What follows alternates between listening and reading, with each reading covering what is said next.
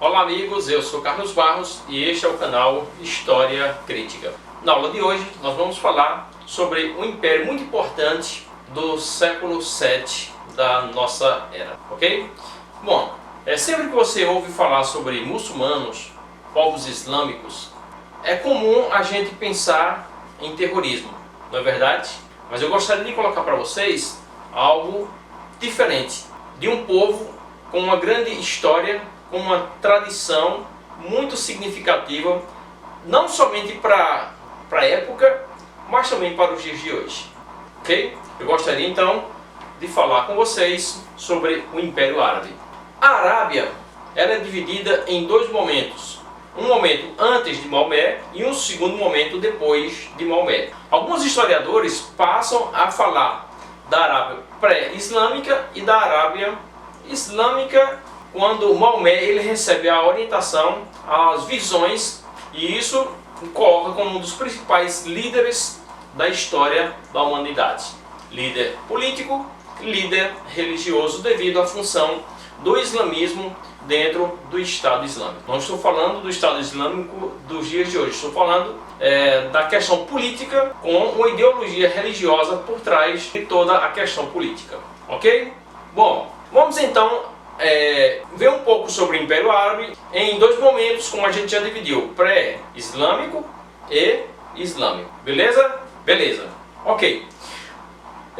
Importante, quando você encontra alguns textos bíblicos falando sobre o mundo quando foi povoado pós-dilúvio, é importante que você encontre alguns detalhes que são específicos nessa região da Península Arábica. Em especial, eu gostaria de falar um pouco sobre um rapaz chamado Abraão. Abraão, ele vivia em Ur, dos caldeus, na região da Mesopotâmia.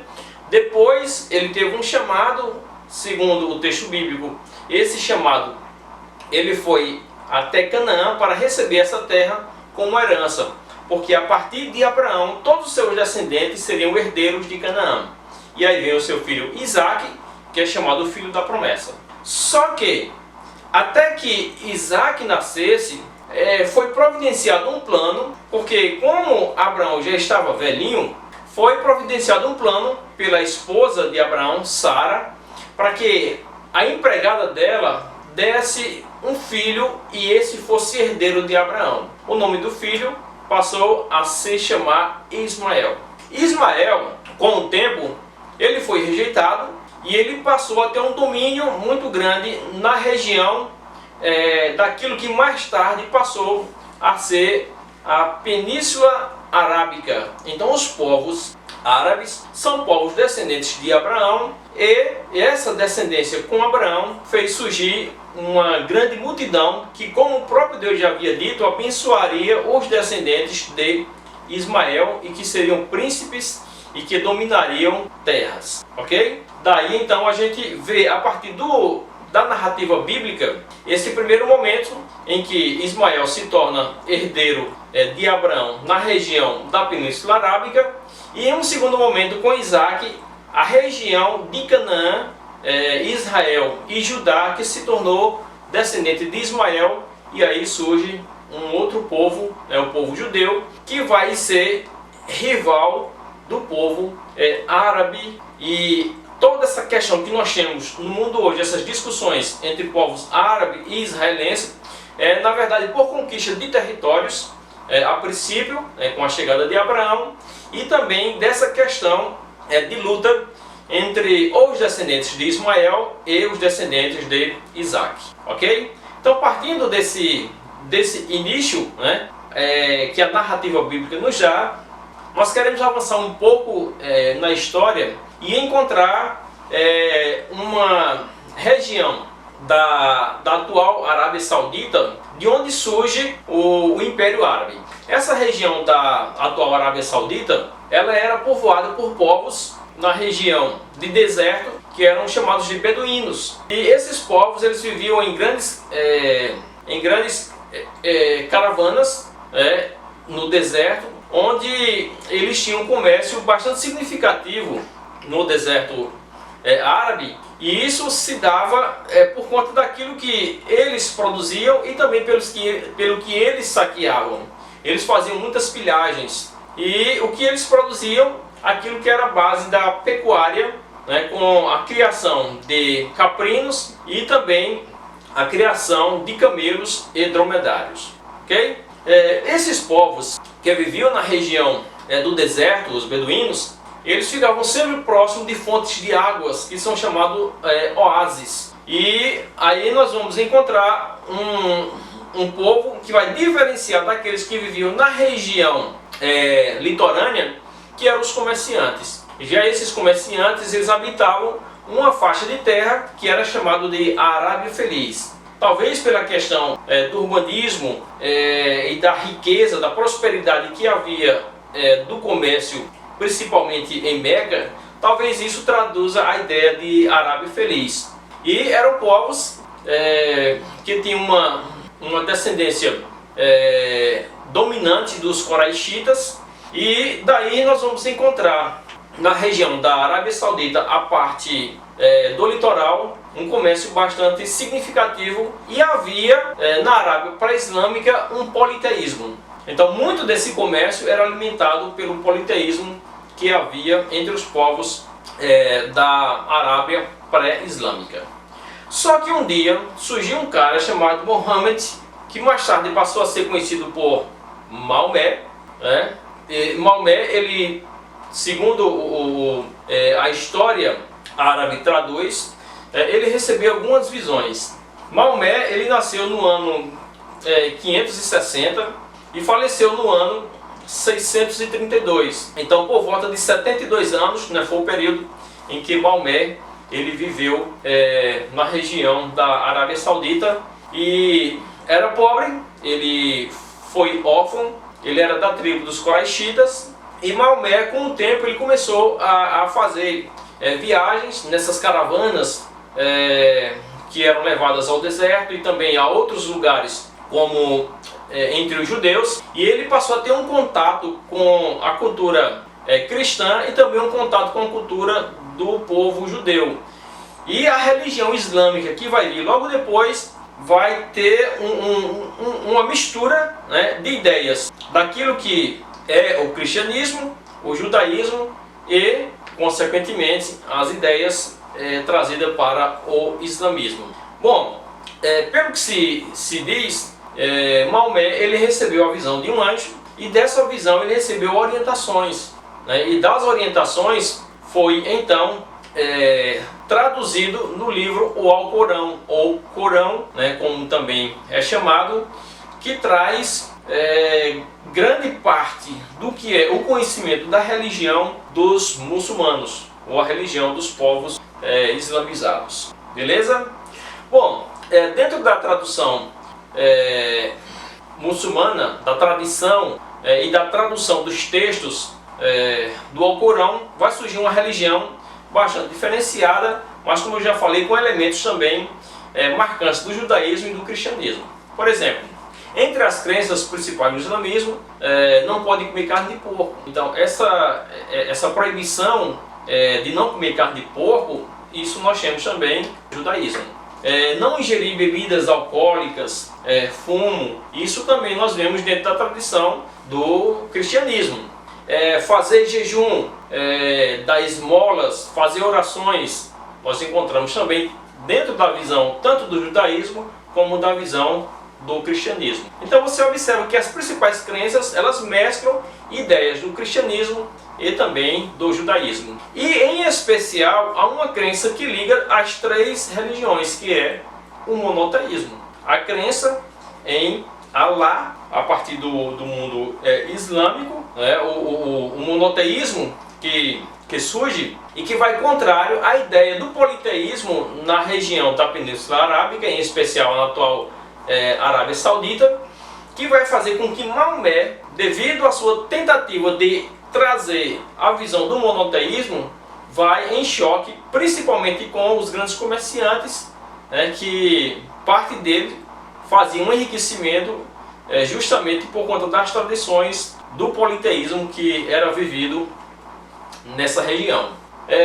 Maomé, ele casou com uma comerciante, né, e ela tinha grandes posses. Logo ele passou também a ter posses, né, por conta do casamento, e ele conseguiu difundir a fé islâmica no mundo árabe. Uma certa vez, Maomé ele foi fazer uma visita a um centro muito importante entre os povos da região da Arábia Saudita, e lá ele começou a pregar essa nova religião e o monoteísmo, e ele teve que fugir, né, por conta da sua crença, que era contrária às crenças de tradição do mundo pré-islâmico. E aí ele teve que fugir, né, dessa fuga.